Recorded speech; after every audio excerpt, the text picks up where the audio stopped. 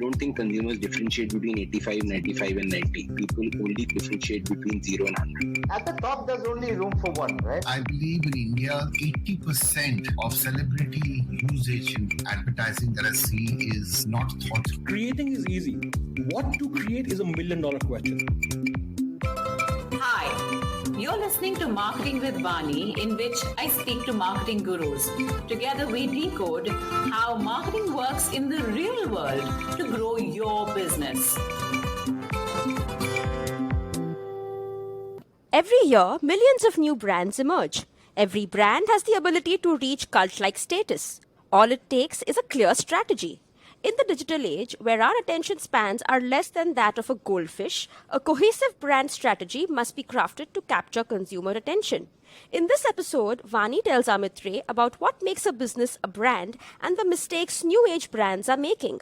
Amit Ray is a serial entrepreneur, angel investor, ex-City banker, and now a podcaster himself. Listen on. When you brought up this topic, I think it was because you had observed some sort of issues or people had been coming to you with problems with their branding and stuff, which you've, I think, diagnosed down to these failure points or issues. So tell me more, like what this topic in your mind? So one of the first things, Amit, that I've seen is that many of the things that one would expect a business to sort of sort out right at the beginning, one sees that they come to realizing that they needed it much further down the journey of their existence. So for example, the most often problem, one of the biggest things I work on, most of the projects that I work on, most of my entry with most clients is on help me define my proposition. Because most often I find that clients come, they've been doing a great job at selling as well, because that is the intrinsic nature of a founder, right? There's something that they're very, very passionate about. They've jumped into business because that is what makes an entrepreneur an entrepreneur. And business is happening, business is coming. But somewhere along the line, they realize that maybe consumers aren't getting me as I expect them to get me. Like one of the first projects that I started with, even the baker's dozen, in all humility, the founders said, look, our breads are selling, but we don't know who the consumer is and we don't know why she's buying us. And hence we don't know what our proposition should be. Now, I think this is the first most important thing, to even be able to ask, who is my consumer? Do I have a definition on the consumer? And do I understand from the consumer lens, what should the proposition be? Because that is the starting point to doing anything. If you know what your proposition is, only then can you write the communication brief. Only then can you develop the strategy for your new product development. Only then do you know if there's anything that I'm planning to do in business, is it on strategy or not on strategy? So the first thing I would say is just this. Linked to this proposition, what we call a brand key. Now, in various different corporates, they have different words, whether you call it the brand wheel or the brand key or the brand ladder. It's all the same thing. Basically, what we need is a single page definition of what is our brand. Now, this is not an easy piece of work because one has to have a very clear, articulated point of view on what is my competition frame. So even if, let's say, I'm in the business of shoes, if I'm in the business of surgery, if I'm in the business of bakery, if I'm in video conferencing, what is my competitive context? How am I defining my competition? Who is my consumer? What are the relevant insights to my consumer that I'm going to leverage in order to craft my proposition? What is my headline benefit? What is my discriminator? Why will people believe me? What is my tone of voice, my personality, my brand values? All of that has to come together. Unless that is defined and the proposition coming from this is defined for a founder to move forward. Very often entrepreneurs feel, let's get a creative agency on board. If we don't know why we're not selling or we need to sell more, let's quickly get a fancy advertising agency. The advertising agency will make a nice ad and then it'll be all sorted. In any case, no agency will tell you we can't do strategy. It's assumed. The common misunderstanding is that marketing is equal to advertising. Advertising is a very, very, very small part of marketing. And especially what we consider that 30-second film, which is considered the most glamorous, a very small part of what marketing does.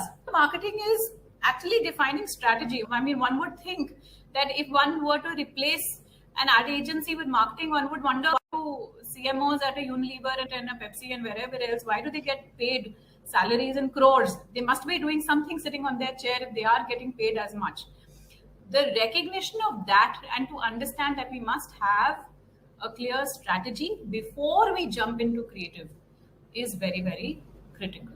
With ad agencies claim to do that, that should be something that should be held close by the founder. There should be clarity on what the business wants to pursue, the strategy, and the business must be writing the communication plan. So, Vani, speaking as a founder myself, you're actually right. I think business owners probably realize that they need to have a proposition so that the customer can understand what they're all about.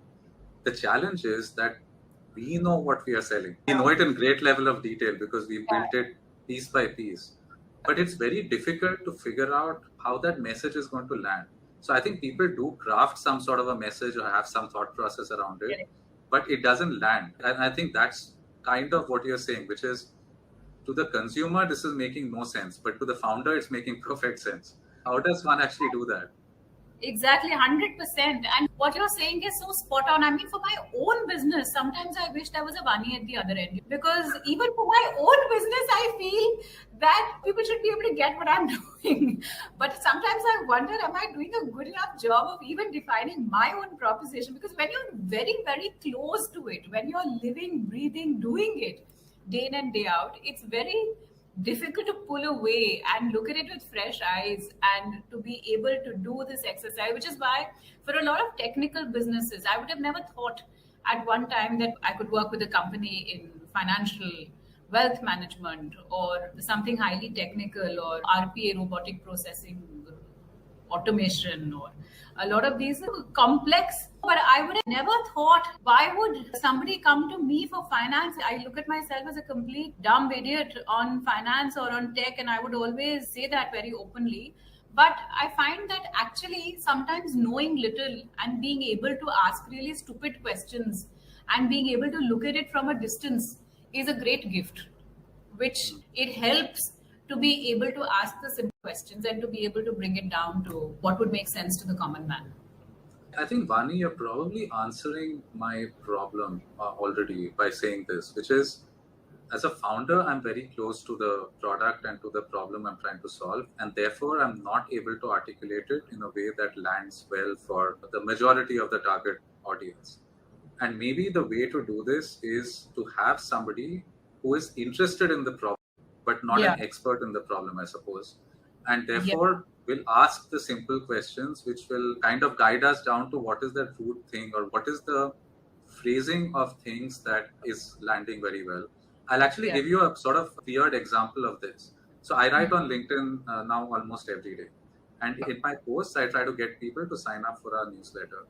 And I've been varying what I write in that call to action. And I try to link it with what I'm actually writing. This is not an exact science, but on some days I get more click-throughs and some days I get less.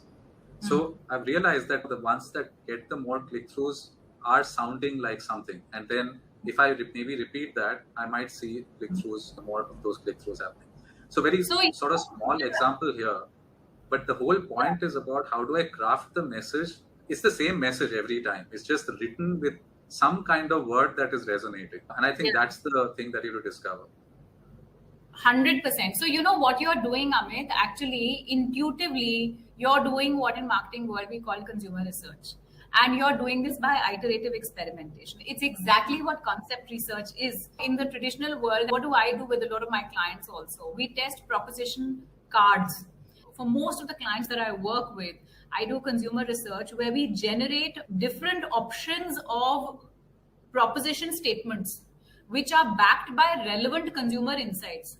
That we then throw into research and get feedback and iterate in that research process. And you're doing exactly that by putting out different statements on LinkedIn. You're getting consumer feedback on it. You're learning, you're iterating, and then you're throwing something back in fresh every day when you write. It's exactly what consumer research is, and it's exactly what founders need to do. Now, there are intelligent, smart ways of doing it like you're doing it. For example, when I worked with Mars on a new foods project, Now, over there at that time in that project, we didn't have the luxury of doing consumer research because we were very short on timelines. So we said instead of doing the traditional consumer research, we will test in social media. So we actually did a lot of social media mining. We spoke with food bloggers, we got food aficionados, and we tested concepts with them. So it's just a shortcut. But essentially, this is one of the very critical things that founders must definitely do, which is to see what from a consumer lens is resonating. Like you said, to me as a founder, I feel how much more obvious can I be? I mean, why should people not get it? This is such a great product. It's such a great service. It should sell by itself, which I'm sure if I were in the founder's shoes, I'd probably say the same thing as well. But we forget that the consumer is not processing it the same way. I think to bring this down to the tech industry, startups and new age businesses, which is the topic of this conversation, tend to be very good at A/B testing and performance marketing. But what you're saying is that the same thing needs to first be applied to the proposition.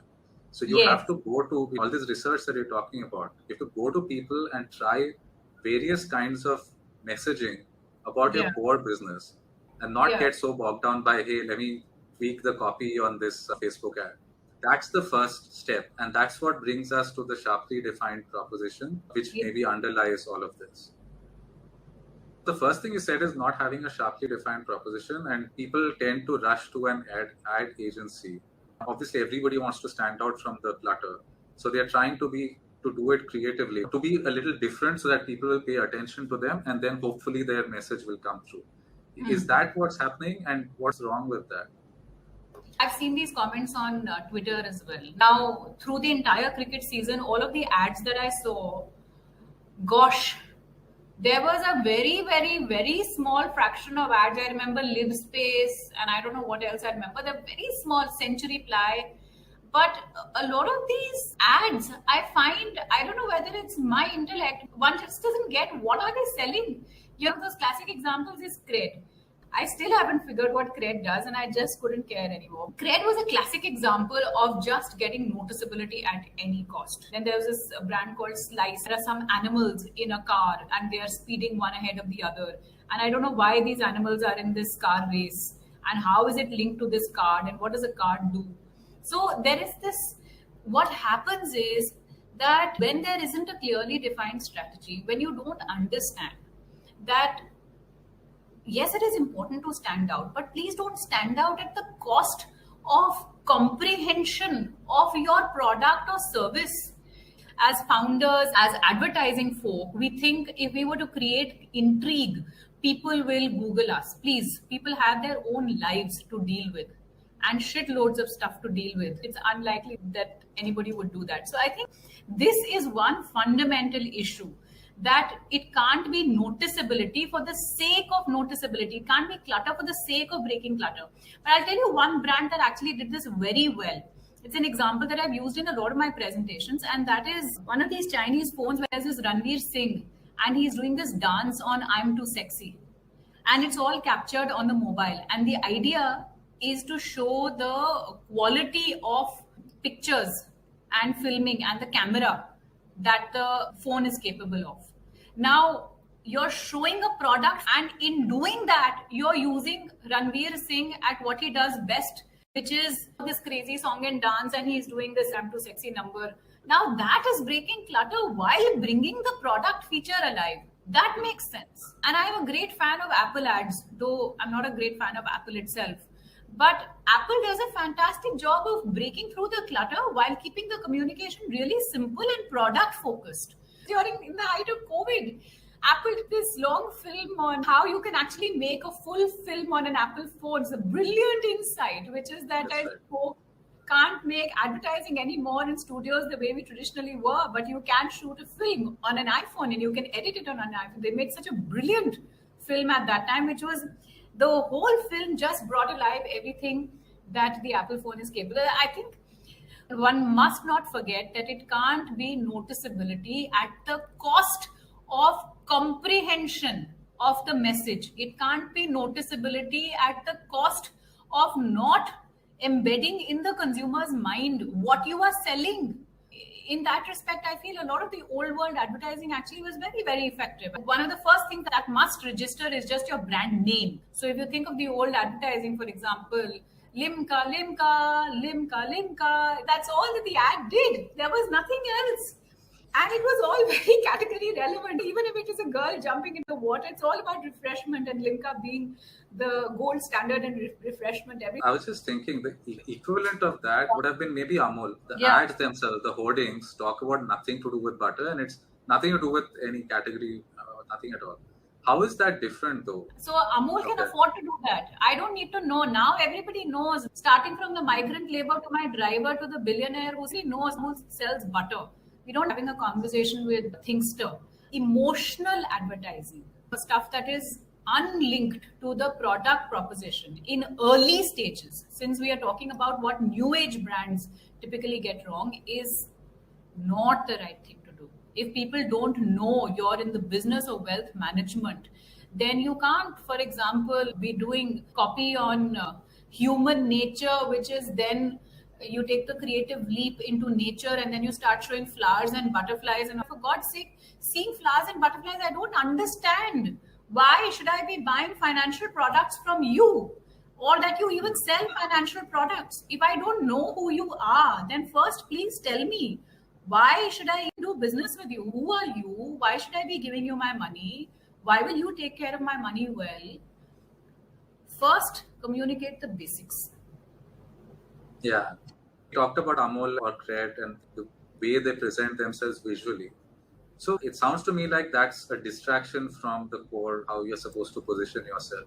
So is there something in this as well, what you look like or how you present yourself or packaging? Very well said. Exactly, Amit. So just think about, what is my visual identity? So the first thing I talked about was defining your brand. Like I said, this brand key or the brand ladder, this is very, very important to define in early stages.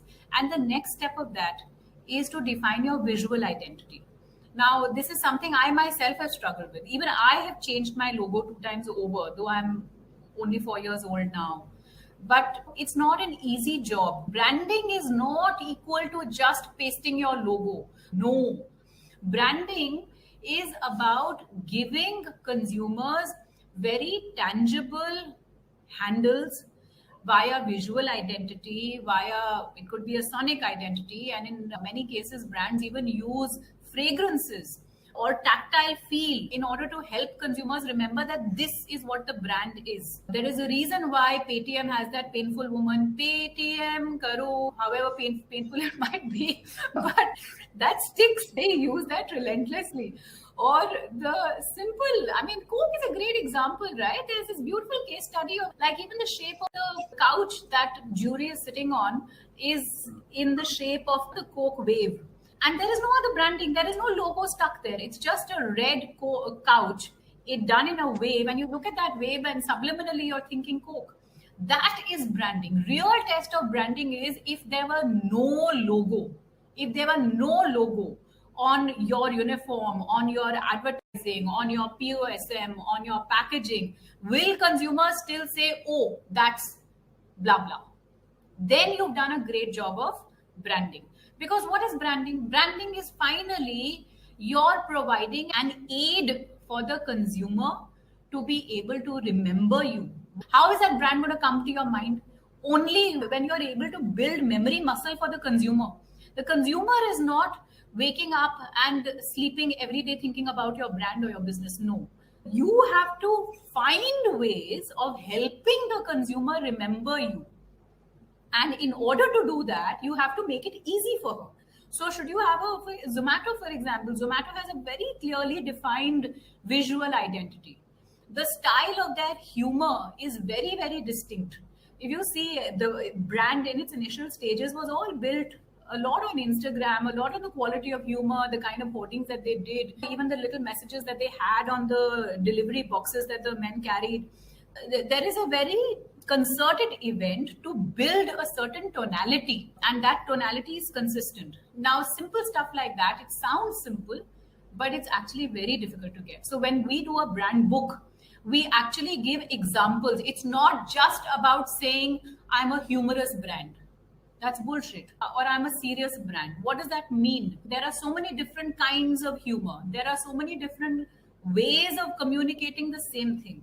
So one has to have tangible examples. If this brand were to speak in social media, how would it speak? If it had to reply to consumer queries, how would it? If it had to solve a consumer problem, then how would this brand do it?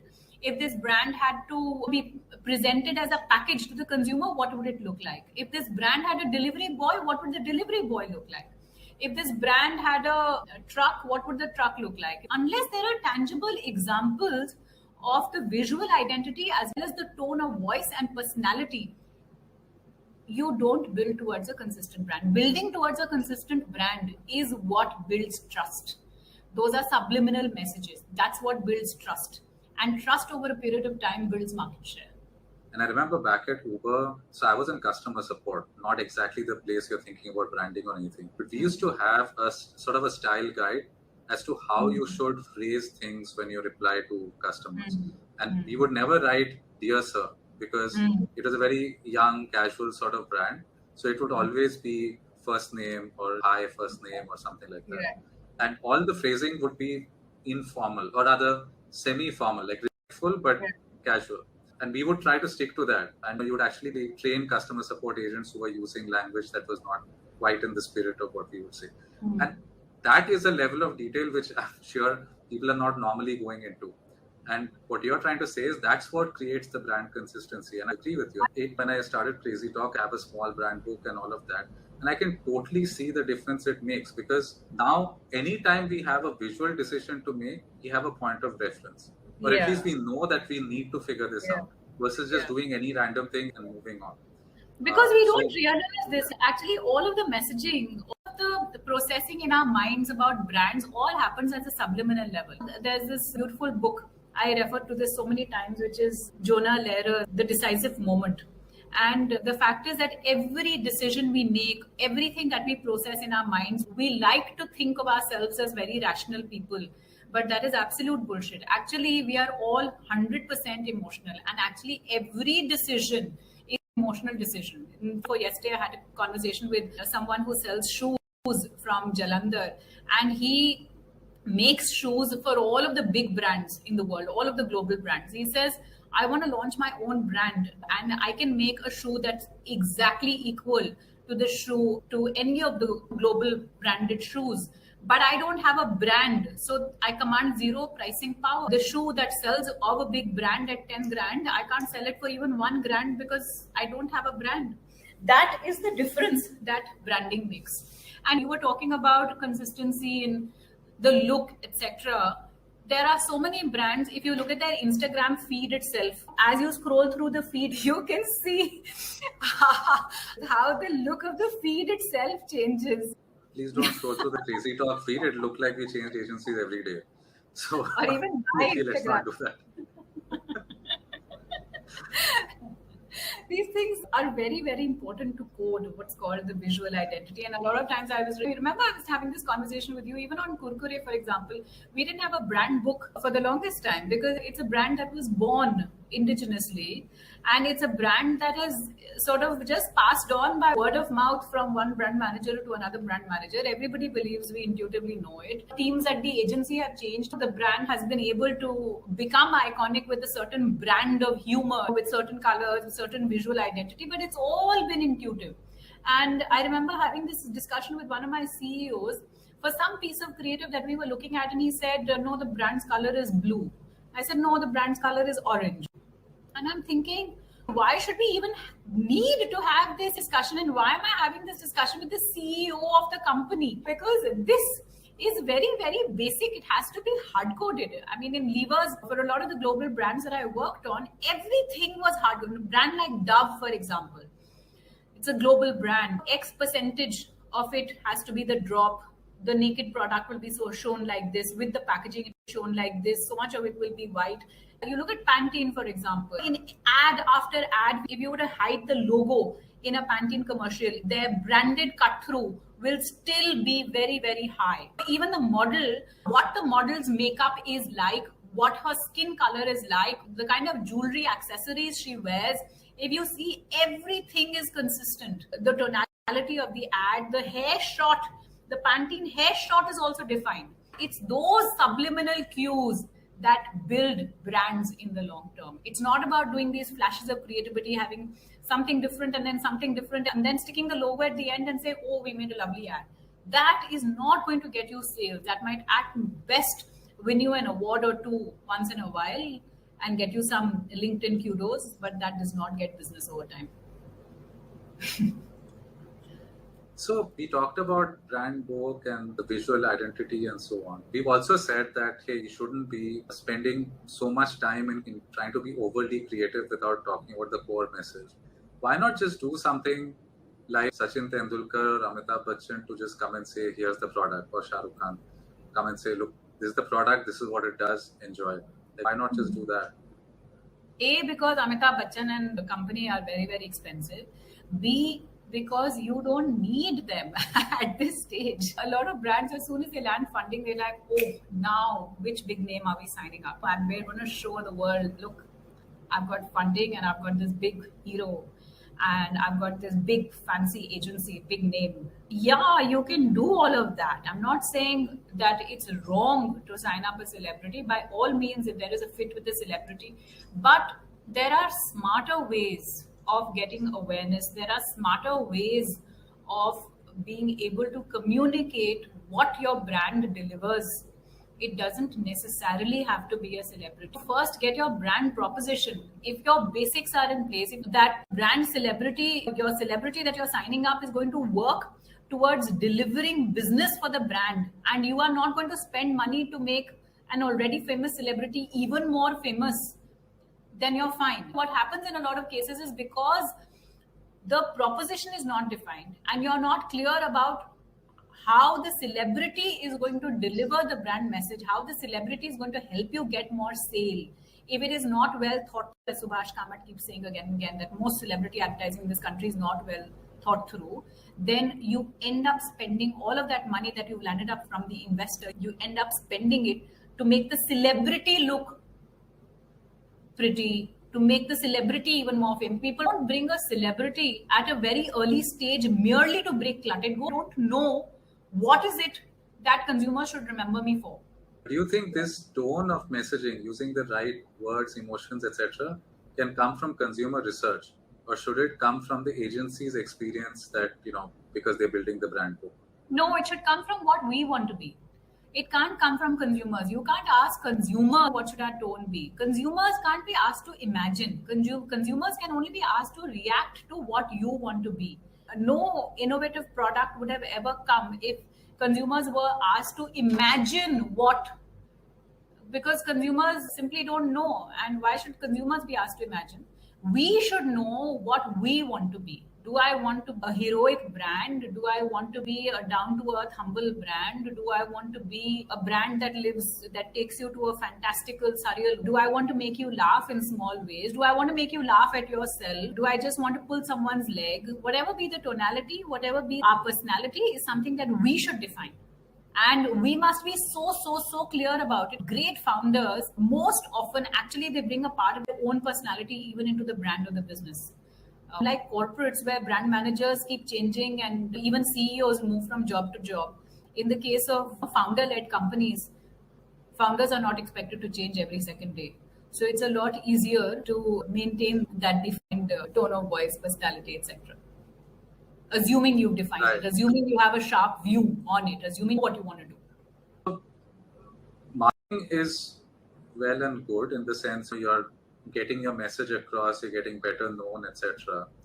But you still have to sell products. And is that something that people are actually doing, or do you think they're focusing on marketing and not on sales, or focusing on sales and not enough on marketing?